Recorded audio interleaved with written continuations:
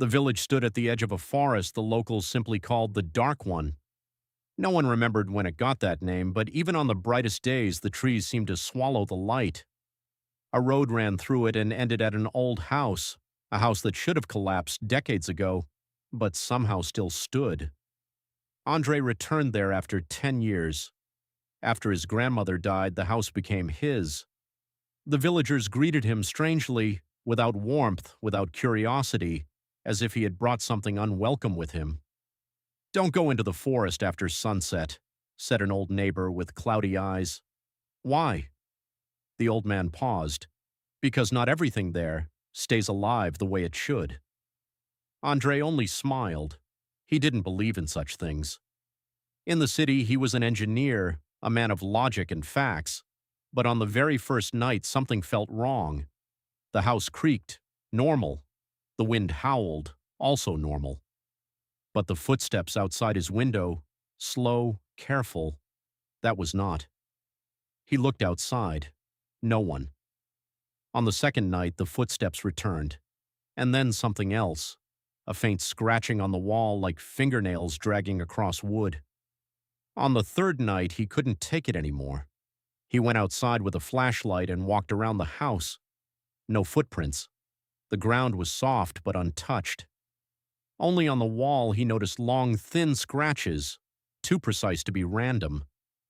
He tried asking the neighbors, but they avoided him. "You've heard it already, haven't you?" one woman asked, then quickly fell silent. "Heard what?" "Nothing. Forget it." Each day the house felt heavier. The air thickened.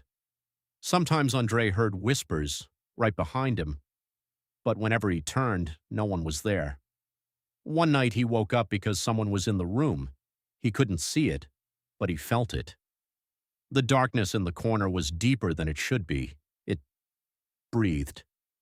"Who's there?" he whispered. No answer. But the darkness moved.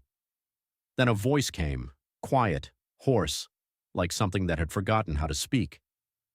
"You came back." Andre jumped up and turned on the light. The room was empty.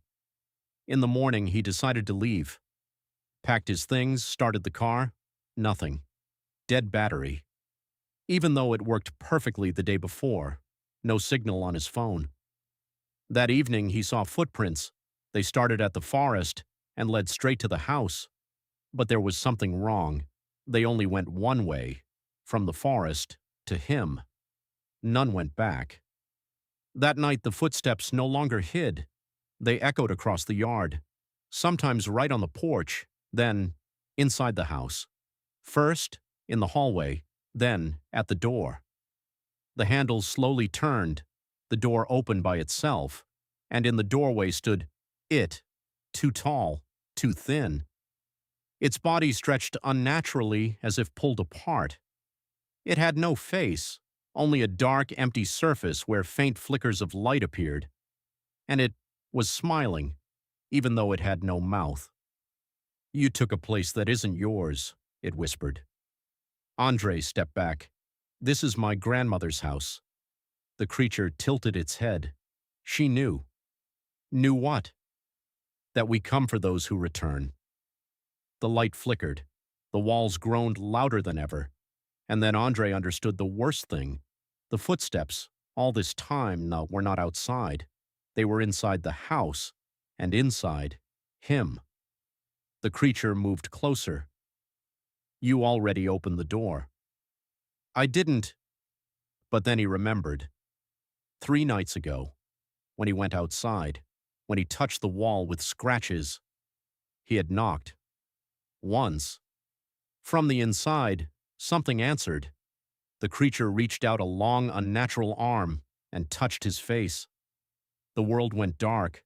The last thing he heard was footsteps, now his own, slow, returning to the forest. But the forest did not accept him immediately. Andre walked without feeling his legs. The trees parted before him, not like for a human, but like for something they recognized. Branches reached after him, barely brushing his shoulders, as if checking, one of us, or not. He wasn't breathing anymore. He didn't realize it at first. First, the cold disappeared, then the fear. Then his thoughts grew quieter, as if someone was slowly turning down the volume inside his mind. And yet, something remained, deep inside, like a splinter, a memory, a house, light, his name. He stopped, for the first time. The forest reacted instantly. It rustled, tightened. "No," he whispered, and the sound of his voice was no longer human.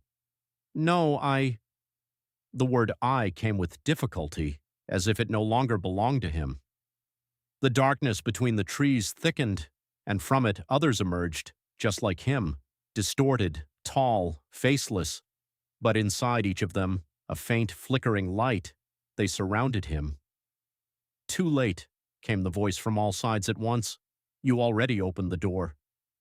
"I can go back." Silence. Then a quiet, almost sympathetic whisper. "No one goes back. They only think they want to." They moved closer, and then Andre understood. This was Not a hunt, not a curse. It was an invitation. The forest does not take. It waits until you knock. His hands slowly rose, and he answered. Far away, near the old house, that same night, someone heard footsteps outside the window. Slow, careful, and familiar.